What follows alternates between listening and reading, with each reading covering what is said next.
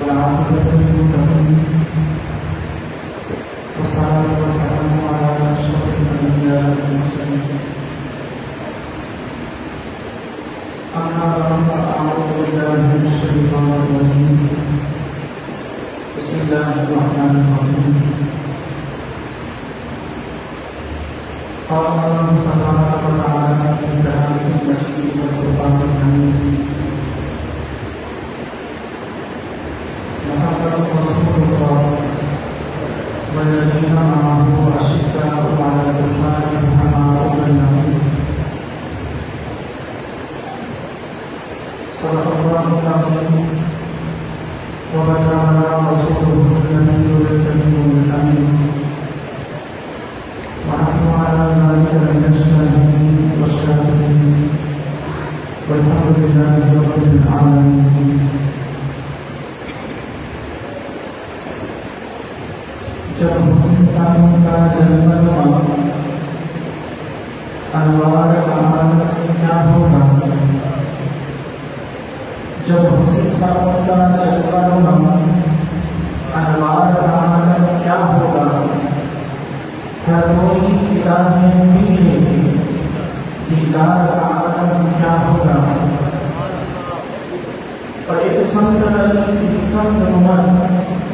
صدیق ادھر عثمان ادھر، ایک سمت عمر صدیق ادھر عثمان ادھر، ایک جگمگ تاروں میں مہتاب عالم کیا ہوگا، اور تیری رسم پاک میں ہے بچہ نور کا، تیری رسم پاک میں ہے بچہ نور کا، تو ہے اہل نور تیرا سب کھانا نور کا. ہم لوگ سمجھتے ہیں میرا محترم اور محترم حضرت علامہ مولانا حبیب احمد چشتی رحمۃ اللہ علیہ فضیلت معزز سامعین کرام السلام علیکم ورحمۃ اللہ وبرکاتہ. اللہ تبارک و تعالیٰ کا یہ فضل و احسان کہ اس نے ہمیں اپنے محبوب بندوں کے ذکر کے لیے جمع ہونے کا موقع بنائے فرمایا.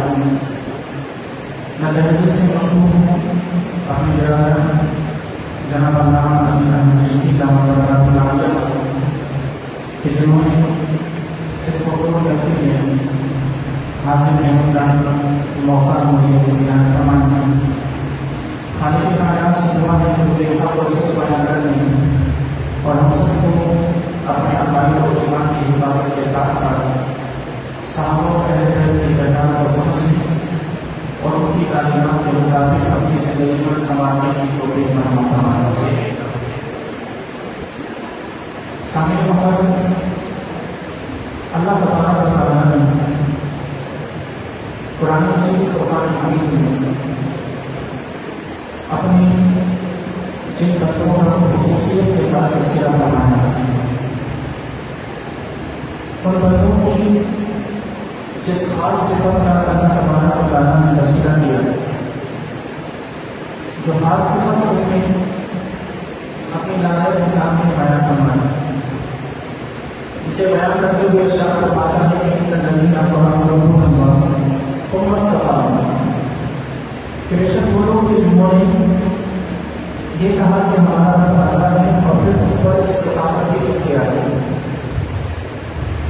یہ ایک خاص صفت ہے جو اللہ تعالیٰ اپنے محبوب بندوں کو بیان فرمایا. کثرت ایمان لانا ہی کافی نہیں، ایمان کے ساتھ ساتھ ایمان پر استقامت بھی لازمی چیز ہے. اور اللہ تعالیٰ نے یہ ارشاد فرمایا کہ وہ لوگ جو یہ کہتے ہیں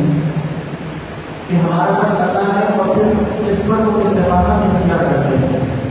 رب فرماتا ہے کہ تنزل علیہم الملائکہ، کہ اللہ کی جانب سے ان کے پاس فرشتے نازل ہوتے ہیں اور وہ فرشتے ان کی طرف آ کر کے یہ پیغام دیتے ہیں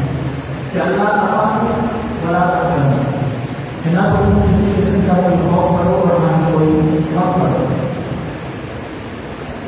میرے ایمان میں استقامت ایک بہت ہی بنیادی چیز ہے. ایمان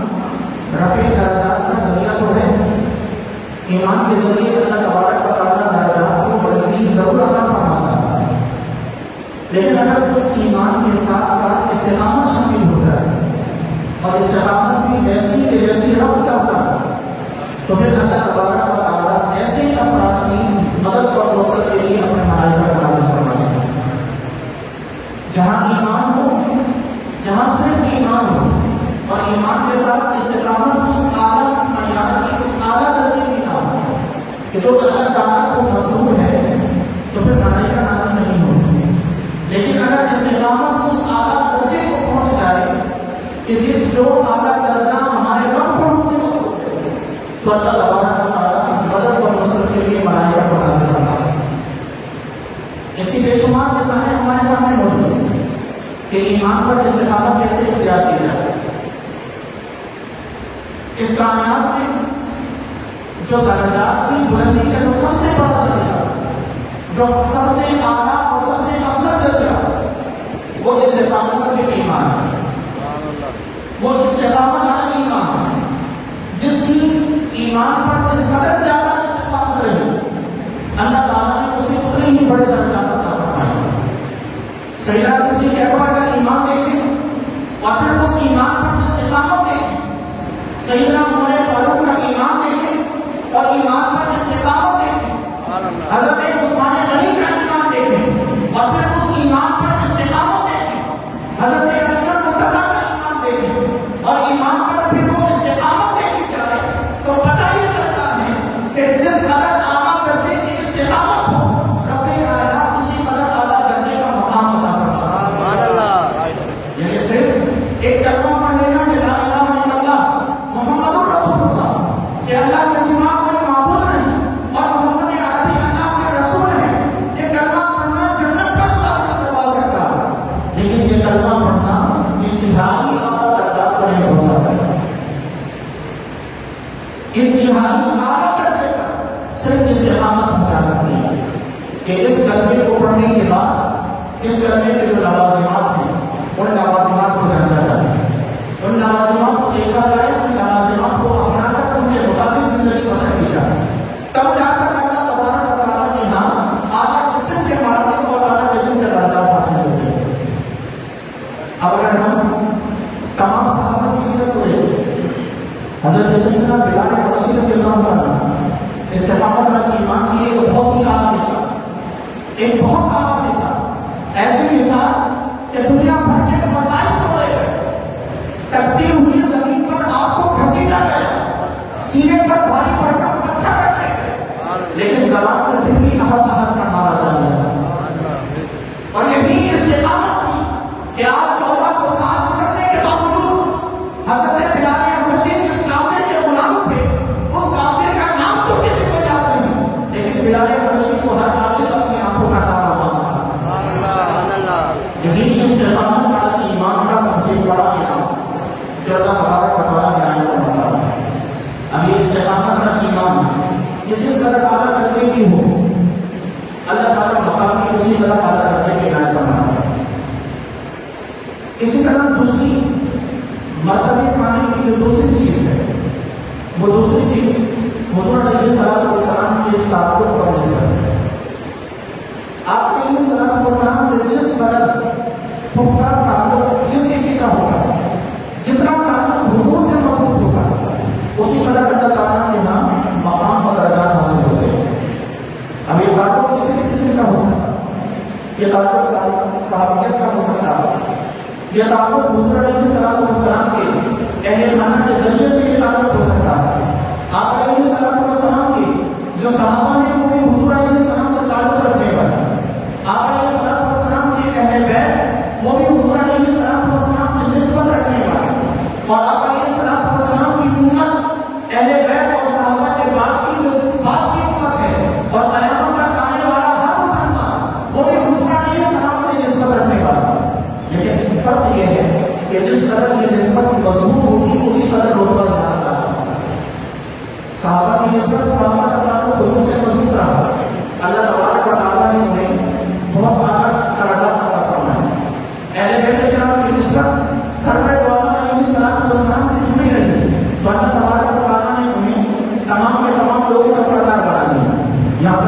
علیہ السلام فرماتے ہیں کہ الائمۃ من قریش، کہ خلافت کا حق صرف اور صرف قریش کے افراد کو۔ یہ اس وجہ سے کہ یہ آنے والا حضور علیہ السلام کا کام ہوگا۔ البس جس قدر سرور دو عالم علیہ السلام سے نسبت ہماری مضبوط ہے، جس کسی کی بھی نسبت حضور سے مضبوط ہے، اسی قدر مقام اور رتبے اعلیٰ ہوا کرتے ہیں۔ اب صحابہ کرام رضوان اللہ تعالیٰ اجمعین ہوں یا اہل بیت کرام رضوان اللہ تعالیٰ اجمعین ہوں، یہ دونوں کے دونوں تعلقات آقا نامدار علیہ السلام سے کلی یقین نسبت رکھنے والے، اور نسبت بھی ایسی ویسے نہیں، نسبت بھی وہ جس نسبت کا ذکر کے آقا علیہ السلام فرماتے ہیں، نسبت بھی وہ جس نسبت پر جس راتوں پر آقا نامدار علیہ السلام اپنی خوشی کا اظہار فرماتے ہیں۔ سرور دو عالم علیہ السلام فرماتے ہیں کہ اصحابی کا کچھوڑی فَبِأَيِّكُمْ اقْتَدَيْتُمْ اهْتَدَيْتُمْ، کہ جس کسی اللہ سے شخص کو مجھ سے صحابیت کا شرف حاصل ہو جائے، اس کا مقام اور رتبہ یہ ہو جاتا ہے کہ وہ آسمانی ہدایت کا ستارہ بن جاتا ہے، اور ایسا ستارہ کہ اس ستارے میں سے ان ستاروں میں سے جس کسی کے پیچھے چل کرو رب کائنات ہدایت عطا فرمائے۔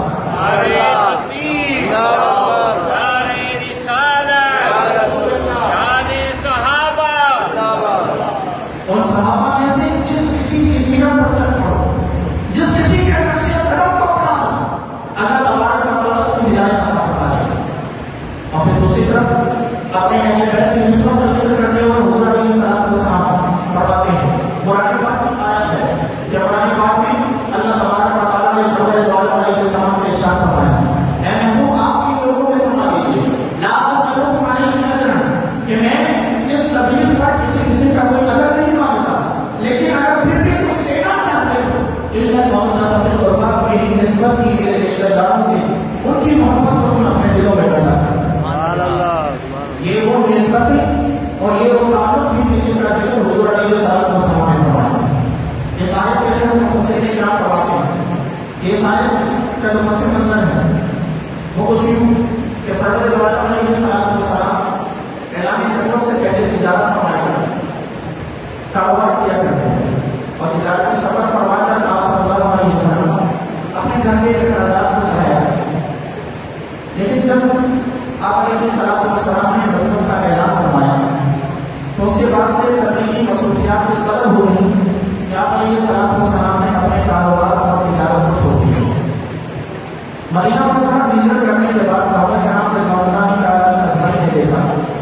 کہ حضور علیہ السلام کے اخراجات تو نہیں جو اعلان نبوت سے پہلے تھے، بلکہ اب کچھ زیادہ بڑھ گئے کہ آپ علیہ السلام کی ازواج مطہرات ہیں، آپ کی ساری ذاتیاں ہیں، آپ کے گھر میں روزانہ کی بنیاد پر مہمانوں کی ایک کثیر تعداد آنے والی ہے۔ تو صحابہ کرام نے آپس میں یہ طے کیا کہ ہم آپس میں کچھ نہ کچھ ملا کر حضور علیہ السلام کی بارگاہ میں نذرانہ پیش کریں، حضور علیہ السلام کی بارگاہ میں نذرانہ پیش کریں، اور حضور سے عرض کریں کہ یا رسول اللہ صلی اللہ علیہ وسلم، یہ ہم ہر مہینے آپ کے لیے اتنا نذرانہ ہم نے رکھا ہے، ہر مہینے آپ کو ہم اتنا نذرانہ پیش کیا کریں گے، اور اس نذرانے کے ذریعے، اس رقم کے ذریعے آپ اپنے گھر کے اخراجات کریں۔ اب جب آپس میں یہ سب طے ہو گئے، رقم بھی جمع ہو گئی، اب پریشانی یہ لاگی ہوئی کہ حضور علیہ السلام کے پاس جا کر بات کر کریں، نذرانہ تو جمع کر لیا، اب بات یہ ہے کہ حضور کی بارگاہ میں اس نذرانے کو پیش کون کرے۔